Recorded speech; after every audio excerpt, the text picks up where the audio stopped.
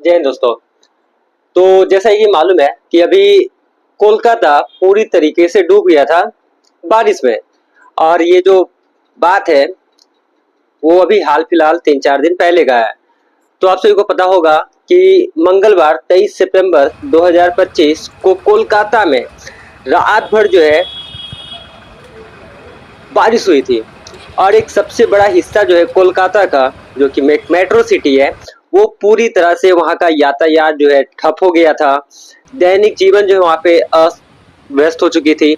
अलग अलग घटनाओं में कम से कम 10 लोगों की मौत भी हो चुकी थी 23 तारीख को, जिनमें से 8 जो है आपका जो मौत वो बिजली का झटका लगने से हुआ था, और जो है 2 लोग डूबने से मरे थे।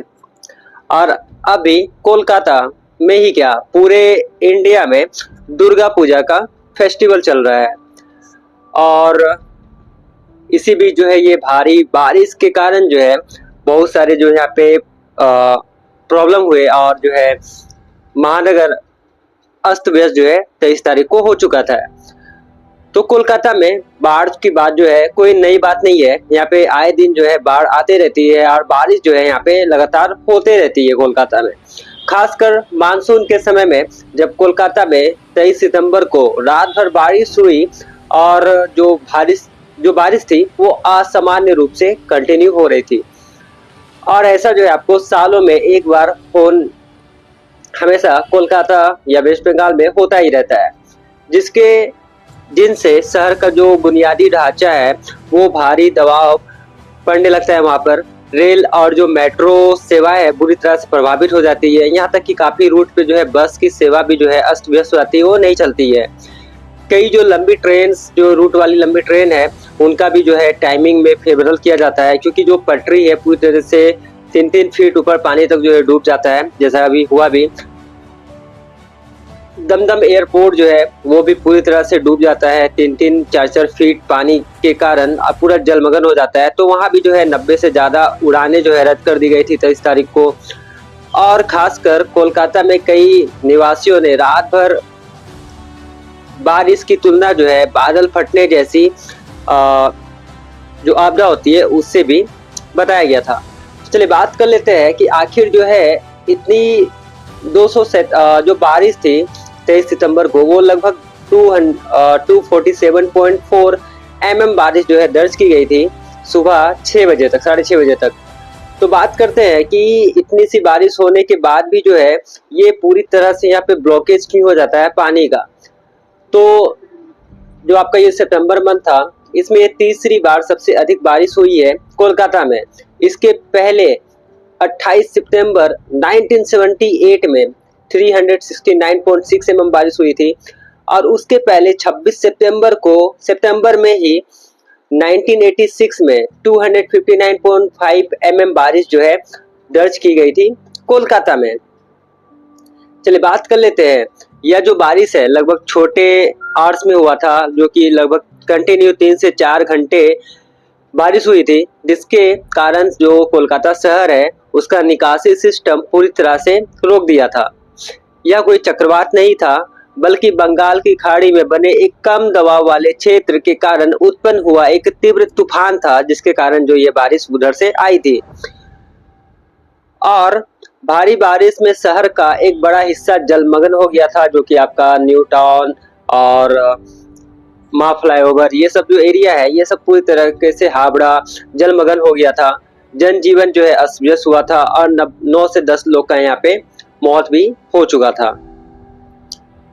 चलिए बात कर लेते हैं, मौसम जो एक्सपर्ट है उन्होंने बताया कि कोलकाता में जो बारिश है, कुल वार्षिक वर्षा कम हो रही है, लेकिन इसकी तीव्रता बढ़ रही है। यानी कि बारिश जो है कम दिनों में होती है, लेकिन जब भी होती है तो बहुत ज़्यादा होती है।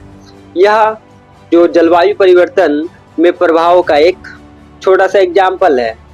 चलिए बात कर लेते हैं, कोलकाता का जल निकासी प्रणाली जो है काफ़ी पुराना है, वो ब्रिटिश टाइम का ही बना हुआ है, और अधिकांश हिस्सा औपनिवेशिक काल में बनाया गया है, जो कि वर्तमान जनसंख्या घनत्व और जलवायु परिवर्तन के कारण होने वाली तीव्र बारिश को संभालने में पर्याप्त नहीं है। साथ ही दूसरा जो यहाँ पे कारण है वो है कोलकाता जो है एक डेल्टा मैदान स्थित है, जो कि हुगली नदी के किनारे पूर्व की ओर नीचे की जो है ढलान वाला शहर है।